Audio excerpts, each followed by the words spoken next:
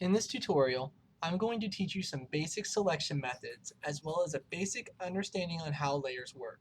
For more tutorials, including how to edit the photos you see in this slideshow, check out the links in the comment section below. Okay, so first off, I want to explain how layers work to you. Um, if you think of layers as a cheeseburger, it'll make a lot of sense. And what I mean by that is if you look at a cheeseburger, it has different layers. It has a bottom bun, meat, cheese, lettuce, and then the top bun. So, that's 5 different layers to make a complete sandwich. Well, Gimp's layers is not all that different than that. If you look over here on the right side, I've got my layers dialog, dockable dialog here. And it has the top bun, cheese, lettuce, meat, and bottom bun. Each one of them are their own layer. Now, I can click on any of these layers and with my move tool, set it to move the active layer first. I can move any of those layers wherever I want. So first off, let's say I want to move the lettuce out of the sandwich. I can click on it and drag, and it'll move my lettuce. Or if I wanted to move I'm going to hit edit undo first. Okay, or I can move my cheese. Here's my cheese. Undo. Shortcut for undo is Control Z. I can hide. This little eyeball here hides different parts. So let's say I want to hide the top bun. Click on this eyeball and it'll hide the bun. Click on this eyeball and it'll hide the cheese. I can hide the meat, the lettuce, and finally the bottom bun. And you can click on the eyeball again and make them visible. You can also, right beside this, there's an empty box here on all of these. If you click on that on multiple layers, it will link those layers together. So whenever you click and drag, it's going to move everything and link those layers so that everything that happens to the one layer that's linked, is going to happen to all the other layers. So I could link just the uh, cheese and the meat, for example. So see here, the link is only visible on the cheese and meat. That means that the cheese layer and the meat layer are linked together. So if I click and drag, just my cheese and meat are being moved.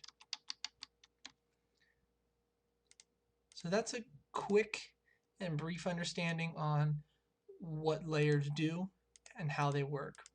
One other thing I want to mention to you is you can reorder these. So let's say I wanted my lettuce on top of my cheese. I can click on the cheese and put it underneath the lettuce, and it will put it underneath, usually. The reason why it won't work is because the recording software I'm using won't let me do that. But just understand, you could drag this cheese and drop it underneath the lettuce, and it would put the cheese underneath the lettuce. You could also just click on this arrow here, and it'll move this layer down one. So there you go. My cheese is now underneath my lettuce. I could even put it underneath the meat if I want. And as you can see, I can move it anywhere I want. I could put it on top of the bun, which of course doesn't work. So that's the basics on how a layer works. Okay, so now that we have an understanding on how layers work, what I'm going to do next is I'm going to give you some basic selection methods. I'm going to teach you how the rectangle select tool, the elliptical select tool, and the lasso select tool work. In a later lesson, I'm going to teach you some more advanced selections outside of just this. The goal of this lesson is to teach you how to build layers, how to organize them, and how to create shapes with various select tools. So first off, you're going to create a new file. So just hit File, New. And in the advanced options, there's going to say Fill With. Set it to transparency. What that will do is whenever you hit OK, it's going to make your file, your canvas, if you will, look like a checkerboard. What that means is it's transparent. That means there's nothing actually there. That's Gimp's way of letting you know that if you were to put that file elsewhere, you would be able to see through it. So first off, we're going to set the center for our burger. So we're going to use guides for that. So you just click up here, drag down, create a guide. Do the same thing. Click over here on the ruler, drag over, create another guide. Where these two intersect is where we are going to put the center of our burger. So first off, let's draw the bottom bun. So click on your ellipse select tool, click in the center, and then hold in the shift and control key. Holding in the shift key locks the selection to stay as a perfect circle, as you can see there. Holding in the control key makes it go about the center of that selection. So holding in both of those is going to make our circle stay on the center of our crosshair. So release your mouse key whenever you reach a size bun that you're comfortable with or happy with. And that's a little big, honestly, because we need to make room for the burger. So as you can see, I was able to click and drag and change the size of my selection after I make it. See all these handles? You can click on any of those and change it. Now I'm going to click on this corner and make it smaller. Again, I got to hold in Control and Shift after I start scaling, that way it's going to stay about the center. But we'll go right there. So there's our shape of our bun. So go ahead and hit the Enter key whenever you have it at a size you're happy with. Now click on your bucket tool and then click here in your foreground and background colors to change your color to a color of a bun.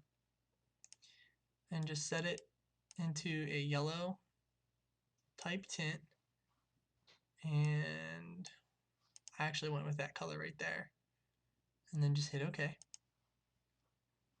And click inside of your selection, and that will color in just the circle. Instead of the whole image, it just colored the selection. So now we're going to hit Select, None. What that does is it deselected your bun, the circle.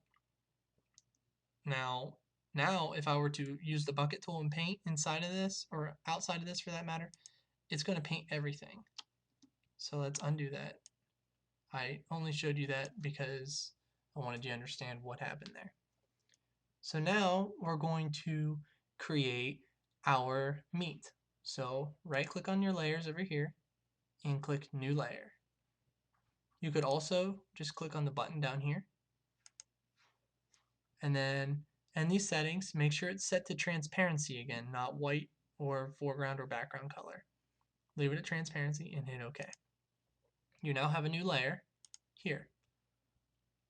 If you right click on it and click Edit Layer Attributes, it will let you rename the layer. So we're going to rename it to Meat and hit OK. We're also going to rename this layer to Bun. Not bun, bun. There we go.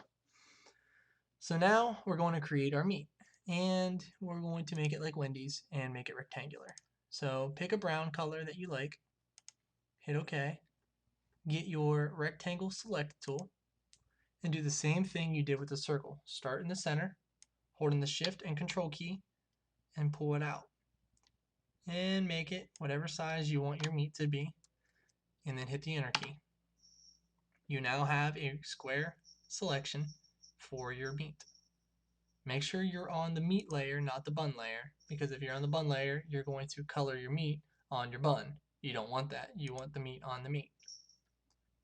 So click on your bucket tool. Sorry, that just sounded so funny. And fill this up like so. And then again, click Select, None, and that'll deselect that square. So you now have meat and bun. Next up, we're going to create your lettuce. So right click and click New Layer.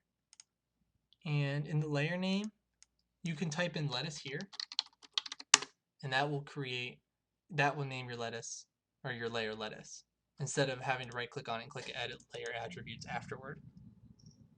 This time we're going to create our lettuce with the lasso, or the free select tool. Now the free select tool has two different modes. One is polygonal, like this, and it creates different polygons, and it also has a spline type mode, which is freehand, which bases off of wherever your mouse goes. You can use both selection methods on the fly, But in this case, we're only going to use the freehand mode. So just make sure you're on your lettuce layer, click and drag, do not release the mouse, and just create squiggly looking lines all around your burger.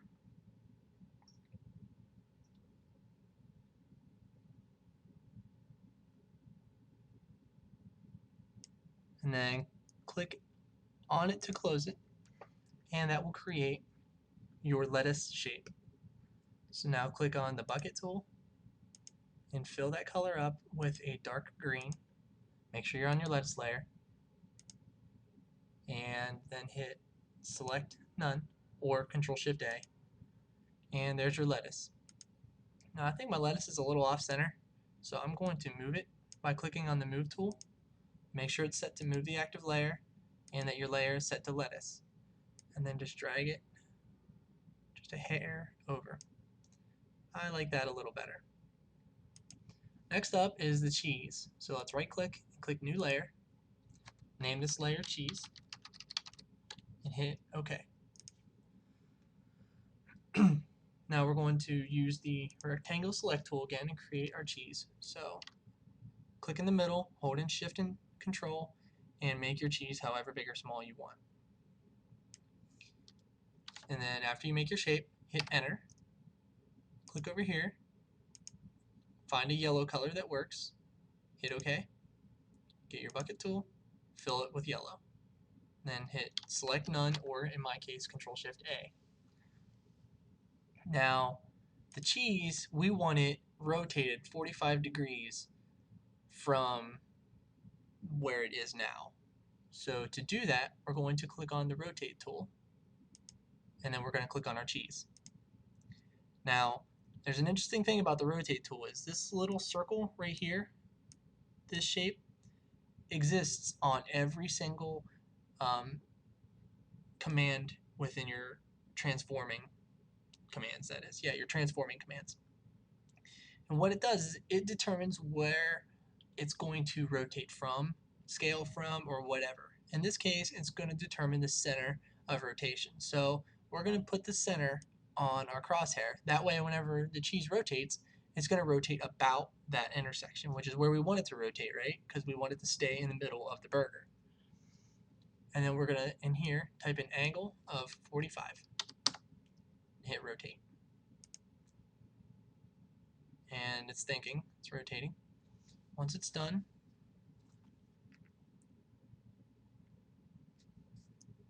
it'll rotate. So now you have cheese rotated at a 45-degree angle, just like you want it.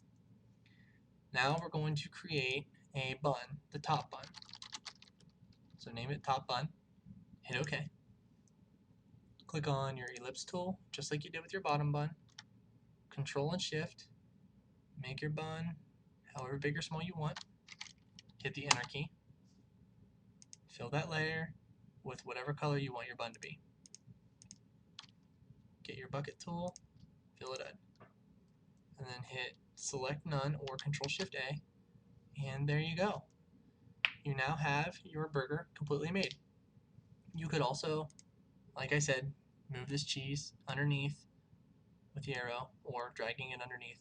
I think that I would probably have the cheese right on top of the meat, so in hindsight, that's probably where I would want to put it instead.